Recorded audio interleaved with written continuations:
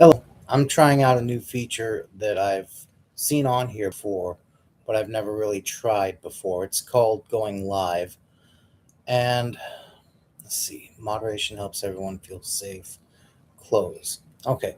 Anyway, there were a couple of other topics I meant to include in that huge half-hour long video that I did about NLP and manipulation, but I had so much packed in there that I just forgot about them. And that is two other ways that manipulators have to get under your skin, so to speak. One is values elicitation, and the other is metaprograms. Now, values elicitation involves, well, eliciting your values. A value is something that's important to you, and it can be something specific like a car or lots of money, like, say, $1 million, or it can be something generic, generalized, like happiness, love, stuff like that. These are also known as criteria. But metaprograms are a little different. Metaprograms are ways in which you think, they're how you think. They're not necessarily personality traits, they're just how you think under certain circumstances, very specific circumstances.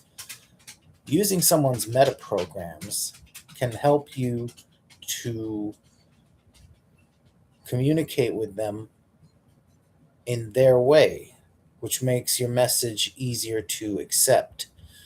And using values elicitation helps you to influence them in a manner of speaking based on what they hold as valuable. Now, the way they do this conversationally, which they usually will because there are two different ways, there's um, clinically and conversationally. Clinically, and that's not to mean that NLP practitioners are necessarily doctors or anything. That's just a way of saying that there's a way to do it that goes according to certain rules, and then there's another way to do it in which you're doing a lot of listening and a lot of reading between the lines. Conversationally, you might simply ask them, what's something that's important to you about, and then you give any number of topics. Clinically, you would then go into the hierarchy or criteria of the values, and you would arrange them according to what's most important to them on down to what's least important to them.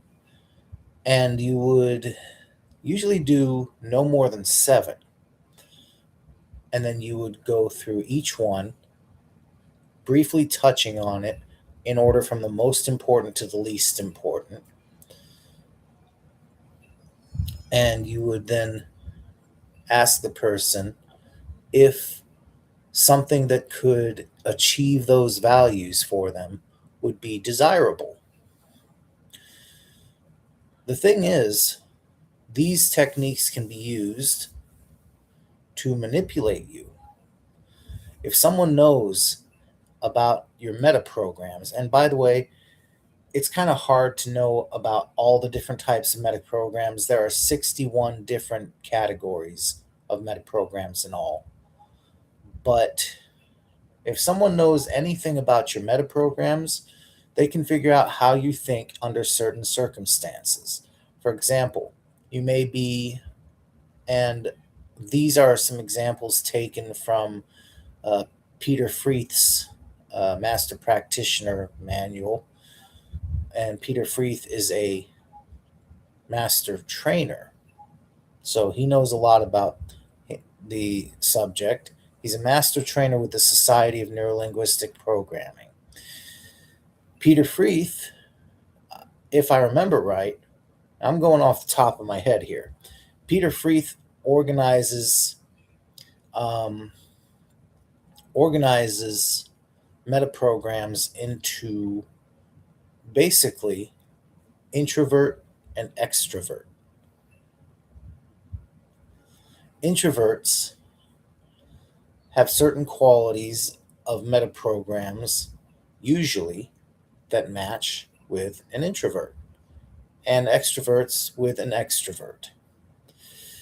The point is, that is one type of metaprogram. And if you know about different words and phrases and different ways of presenting yourself that match a person's metaprogram, in this case, introvert or extrovert, then you can use that knowledge to be more persuasive and influential to that person. There's also, again, values. Let's say a person values love, loyalty. You know what? Let's use the Army values, for example. Let's say they value loyalty, duty, respect, selfless service, honor, integrity, and personal courage. Well, you would then use those terms or terms related to them in what you're saying in order to craft a message that leads them to believe that you have something that they would desire.